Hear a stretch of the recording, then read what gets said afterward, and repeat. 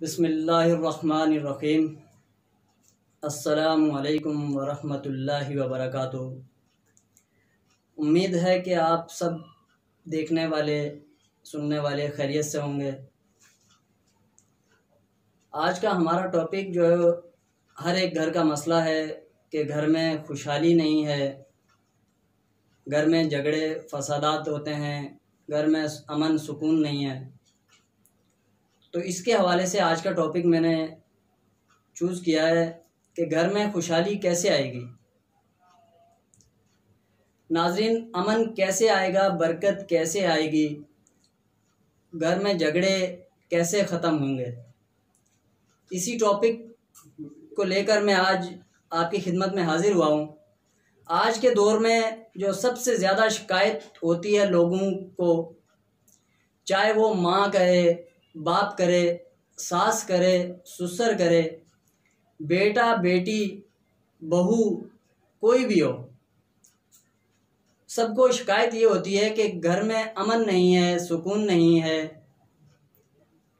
तो ये कैसे मुमकिन है? प्यारे भाइयों और दीगर सुनने वालों, इन सब शिकायतों का सिर्फ एक हल है। वो क्या है? क्या आप अपने बड़े बुज़ुर्ग, अपने वालिदैन को इज़्ज़त देते हैं? हर काम में उनसे मशवरा करते हैं? मशवरा ज़रूर किया करें और फिर अच्छा लगे तो उस पर अमल भी किया करें। बड़ों के मशवरे बड़े कीमती होते हैं। हमें ये लगता है कि उनके दौर में ये सब तो था नहीं, उनको कैसे पता, मगर हकीकत ये है कि वो ये सब वक्त गुजार चुके होते हैं, उनको सब पता होता है। आज जिस जगह हम खड़े हैं, यानी कि सुनने वालों, आज अपनी आप सोचें कि आज जिस जगह पे आप खड़े हैं तो वो इस जगह से गुजर कर जा चुके हैं। इस मकाम तक आपको पहुंचाने के लिए जो आपके वालिद ने मेहनत की होगी, तपती धूप बर्दाश्त की होगी, लोगों की बातें सुनी होंगी, खुद गुर्बत में रहा होगा, अपने फटे कपड़े पहनकर मेहनत की होगी, आपको तालीम और अच्छा लिबास देने के लिए तरह तरह के जतन किए होंगे। अपना मकाम तो शायद भूल ही गया होगा इन सब चीज़ों में।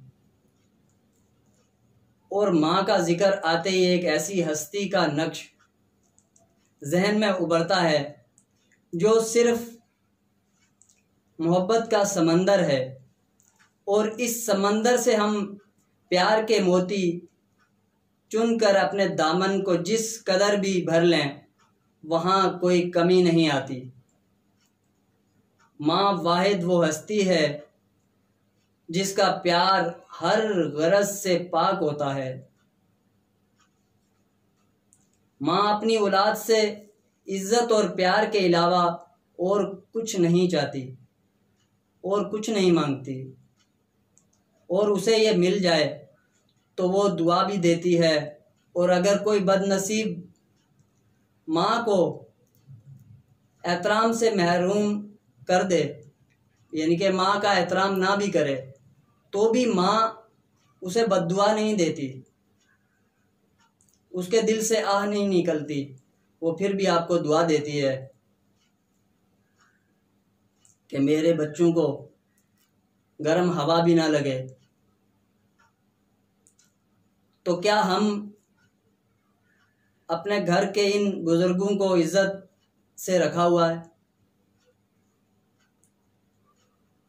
हम उनको सुबह शाम अदब से मिलते हैं, काम पर जाते वक्त उनकी इजाज़त और दुआ लेकर जाते हैं। जब हज़रत मूसा अलैहिस्सलाम को माँ की दुआ के बगैर संभल कर चलने की आवाज़ गैब से आती है, तो हम गुनहगारों के रास्ते के लिए हमें इस माँ की दुआ कितनी ज़रूरी होगी ये आप सब समझ सकते हैं। कभी सोचा है कि हमारी माँ हमसे राज़ी है, हम उसकी दुआ लेकर घर से निकले हैं, जो मुश्किलें आन पड़ती हैं, अचानक हादसात जो होते हैं हमारे साथ, क्या हम अपनी माँ को राज़ी करके घर से निकलते हैं? ऐसा ज़रूर सोचिएगा। इंशाअल्लाह आपकी ज़िंदगी में भी सुकून आएगा और आपके घर में भी सुकून लाजमी आएगा। हमारे मसाइल हल कैसे होंगे? जब हम इनको राज़ी कर सकेंगे, अल्लाह भी राज़ी होगा और हमारे मसाइल इंशाअल्लाह खुद ही हल हो जाएंगे। सुनने वालों, आओ आज सब अपनी इन बुज़ुर्ग हस्तियों से माफ़ी मांगें। और आगे वो महीना आ रहा है जिसमें सबकी बख्शिश हो जाएगी। सिर्फ इन 3 लोगों की बख्शिश नहीं होगी। जानते हो वो 3 लोग कौन हैं मेरे प्यारे भाइयों? एक वो जो शराब का आदी हो, शराब पीता हो, शराब ना छोड़ता हो, और दूसरा वो शख्स है कि जिसकी ज़िंदगी में उसके वालिदैन बूढ़े हो जाएं और वो उनकी खिदमत करके अपनी बख्शिश ना करवा सके। तीसरा वो शख्स है कि जिसके सामने आप अलैहिस्सलाम का नाम लिया जाए और वो दुरूद पाक ना पढ़े। आए सब आप अलैहिस्सलाम पर पहले दुरूद पाक पढ़ लेते हैं। सल्लु अलल हबीब सल्लल्लाहु ताला अलैहि वसल्लम। अगर आप अपने माँ बाप या सास ससुर को खुश नहीं रख सकते तो आपके घर में खुशी कहाँ से आएगी? सास ससुर का जिक्र मैंने इसलिए किया है कि आज के दौर में कई बहुएं भी ऐसी शिकायत करती हैं कि हमारे घर में खुशहाली नहीं है, या हमें औलाद नहीं है, या हम रिज़्क़ की तंगी है। बहुत सारे ऐसे मसाइल हैं जिसका हर एक घर का मसला है। उसकी वजह भी यही है कि उनको चाहिए, उन बहुओं को भी चाहिए कि वो अपने ऊपर गौर करें कि क्या मेरी सास या मेरे ससुर मुझसे खुश हैं, राज़ी हैं मुझ पे। इसी तरह वो दामाद भी हैं, वो दामाद जो अपने बीवी को मैके जाने से रोकते हैं या खुद उस घर में या तो जाते नहीं हैं और जाते हैं तो अकड़ कर जाते हैं और तकब्बुर की नीयत से जाते हैं और अपने सास ससुर को इज़्ज़त नहीं देते बल्कि रौब जमाते हैं, तो उनके घर में भी बरकत आती नहीं बल्कि बरकत लौट जाती है। उनके घरों से रहमतें लौट जाती हैं। जिन घरों में बड़ों की इज़्ज़त नहीं की जा सकती तो उन घरों में रहमतें बरकतें नाजिल नहीं होती। अल्लाह ताला जिस घर के बुज़ुर्गों से अल्लाह ताला देखता है कि इस घर के छोटे उनको राज़ी नहीं कर सकते, छोटे उनसे नाखुश, छोटे उन पे तंज करते हैं, जिसकी वजह से बड़े उनसे नाराज़ हैं, तो उस घर में अल्लाह पाक बरकतें नाजिल नहीं फरमाता। तो आइए रमज़ानुल मुबारक के मुक़द्दस महीने में हम अपने बड़ों को भी राज़ी करें। अल्लाह को तो राज़ी करना है, वो तो ज़रूरी है, अपने बड़ों को भी राज़ी करें, ये भी हमारे लिए निहायत ज़रूरी है।